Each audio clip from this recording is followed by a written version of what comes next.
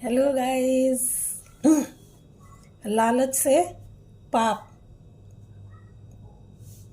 BA पास करने के बाद चंद्र प्रकाश को एक ट्यूशन पढ़ाने का काम मिल गया। वो उसी से ही अपना गुजारा करता था क्योंकि उसको और कोई काम नहीं मिल रहा था। उसकी माँ पहले ही मर चुकी थी और उसके पिता उसकी शादी करने के बाद वो भी उनका भी स्वर्गवास हो गया। अब ऐसे ही उसके दिन निकल रहे थे तो उसके पास किराया देने का भी पैसे नहीं रहे। तो जो ठाकुर साहब होते हैं जिनके बच्चे को वो पढ़ा रहा होता है, ठाकुर साहब उसको रहने के लिए एक अच्छा सा घर दे देते हैं जिसमें सारी फैसिलिटी होती है। अब वो वहाँ रहता है अपनी पत्नी के साथ में। और तब तक ठाकुर साहब अपने बेटे की शादी के बारे में सोचते हैं। और ठाकुर साहब चंद्र प्रकाश के ऊपर बहुत विश्वास करते थे। वो चंद्र प्रकाश को सारे पैसे सौंपते हैं और उसको सारा काम समझा देते हैं और कहते हैं तूने ही सब लाना है और तूने ही सब देख रेख करनी है। अब वो सीधा साधा, वो तो वैसे तो वो सीधा साधा था, उसके मन में कोई पाप नहीं था। लेकिन सारा जो टेंट का और टेंट का, कपड़े खरीदने का, बनिए का जो भी काम था उसने सारा काम कर लिया था। अब लास्ट में गहनों का काम बचा था, गहने लाने का। अब वो गहने भी लेके आता है।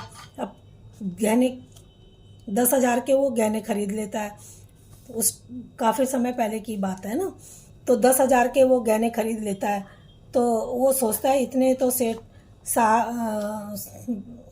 सेठ ने इतना तो गहने पे ही लगा दिए पैसे। तो वो जो होता है गहनों को देख के उसकी नीयत डोल जाती है। वो घर में जाता है और अपनी पत्नी को बोलता है कि सेठ ने तो इतने पैसों के गहने ही बनवा लिए, हमारे पास तो खाने को नहीं है और देखो लोग इतने इतने पैसों के गहने बनवा रहे हैं। अब वो उसकी औरत कहती है हाँ मेरे पास तो शादी में जाने के लिए एक अच्छी साड़ी तक नहीं है और मैं क्या करूँगी। तो वो कहता है चिंता मत करो, साड़ी तो मैं तुम्हें ला के दे दूँगा। साड़ी क्या, मैं तुम्हें अच्छे सिर से पैर तक किसी दिन गहने में भी लाद दूँगा। अब वो रात को सोता है तो उसको गहने ही, जो गहने खरीदे होते हैं वही नज़र आ रहे होते हैं। वो अपनी पत्नी को बार बार गहने गहने की बात बताने लगता है। उसकी पत्नी कहती है तुम बार बार ये बात क्यों कह रहे हो, सो जाओ। तो अब वो उसको गहने ही नज़र आ रहे थे। उसकी जब पत्नी सो जाती है वो चुपके से उठता है, सीढ़ियाँ चढ़ता है और उनकी छत आपस में दोनों की मिली हुई थी।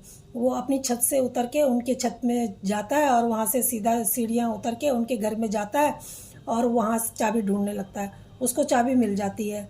चाबी लेके वो तिजोरी खोलता है और चुपके से गहनों का बॉक्स उठा के ले आता है अपने घर में और छुपा के रख देता है।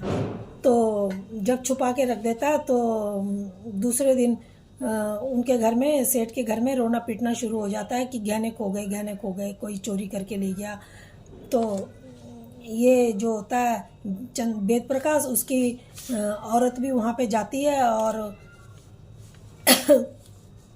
फिर बाद में वो वेद प्रकाश को उठाती है, कहती है कि देखो पड़ोसियों के घर में कोई सारे गहने चुरा के ले गया, उनके जो खरीद के लाए थे। वो कहता है ऐसे कैसे हो गया। वो कहती है पता नहीं, वहाँ देखो सब वो रो रहे हैं और सारे गहने पता नहीं कहाँ चले गए। वो कहता है, वो भी जाता है वहाँ पे और उनको संतावना देता है।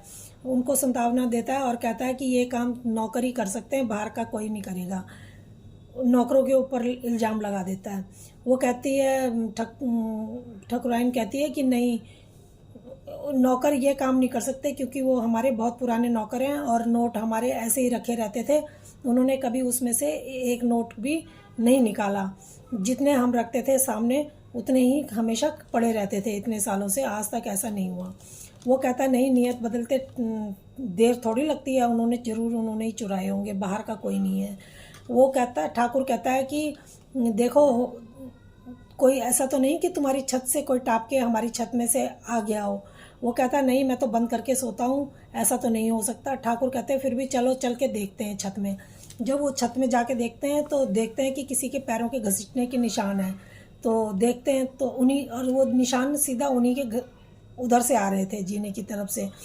तो वो कहता है ये तो मेरे पे बहुत बुरा इल्ज़ाम लग गया चोरी का, और अब मैं क्या करूं, मुझे यहाँ नहीं रहना चाहिए, मुझे यहाँ से घर बदल देना चाहिए। अब वो अपने घर को बदलता है और दूसरे घर में चला जाता है। कहता है नहीं ये तो मेरे लिए बहुत शर्म की बात है। वो अपना घर बदल देता है। और जब घर बदल देता है तो वो वहाँ पर एक जो बक्सा होता है जिसमें उसने रखा होता है, बाकी चाबियाँ तो उसकी बीवी के पास होती हैं, लेकिन उसकी चाबी उसके पास होती है जिसमें वो उसने जेवर रखे हुए थे उनके। वो सोचती है, उसकी बीवी एक दिन सफाई कर रही होती है तो वो सोचती है कि बक्से को हिलाती है, उससे बक्सा भारी लगता है। तो वो अपने पति को कहती है कि ये बक्सा बहुत भारी हो रहा है, मैं इसको सफाई करते टाइम वो दूसरी साइड रखना चाह रही थी लेकिन ये बहुत भारी हो रहा है, पता नहीं इसमें इतना भारी क्यों है। तो वो टाल जाता है। जब वो अपने काम पे जाता है तो वो चुपके से चाबी बना लेती है और उसकी चाबी बना के जब उसको खोलती है तो देख के दंग रह जाती है, लेकिन अपने पति को कुछ नहीं कहती है। उसमें देखती है कि उनके जेवर पड़े पड़ोसियों के, वो कुछ नहीं कहती है, वो उससे बात करना छोड़ देती है अपने पति से, लेकिन कहती कुछ नहीं है। अब वो सोच रही थी अब मैं क्या करूं, कैसे करूं तो जो उनके गहने उनको वापस दे सकूं। वो यही सोचती थी कि इन्होंने चोरी क्यों की, मैंने तो कभी गहने नहीं मांगे थे इनसे, इन्होंने ऐसा काम क्यों किया, इनको ऐसा काम नहीं करना चाहिए था। अब चंद्र प्रकाश जो होता है कि उसको दूसरी जगह, उनके घर से काम छोड़ के दूसरी जगह काम ढूंढने लगता है। उसे एक जगह बैंक में नौकरी मिल जाती है। नौकरी ऐसे मिलती है कि वहाँ 10,000 पहले जमा करने थे सिक्योरिटी के लिए, फिर उसको वो मिलना था। तो वो जो सोचता है कि क्या करूं, वो अपनी औरत को बोलता है कि चलो मैं पड़ोसियों से बोलता हूँ, वो ज़रूर मेरी मदद करेंगे। वो उनके पास जाता है, सेठ के पास, और उनको बोलता है कि मेरी नौकरी लग रही है लेकिन 10,000 वहाँ जमानत देनी पड़ेगी, मेरी जमानत कौन देगा। तो वो कहता है कि मैं दे देता हूँ, जब तुम्हारे पास हो जाए तो मेरे पैसे वापस कर देना। तो वो कहता है, वो अपने दिल में महसूस करता है कि मैंने इनके घर में चोरी भी करी और इनको पता भी चल गया और हमारे घर से ही हुई है, फिर भी इन्होंने उस टाइम भी मुझे कुछ नहीं कहा और आज भी मेरी मदद करने को तैयार हैं। तो वो उनसे पैसे ले लेता है, उनसे करवा लेता है अपना काम, और लेकिन वो फिर कहता है कि अब मेरी नौकरी लग गई है, मेरे को पहले तनख्वाह मिलेगी तो मैं पार्टी करूँगा।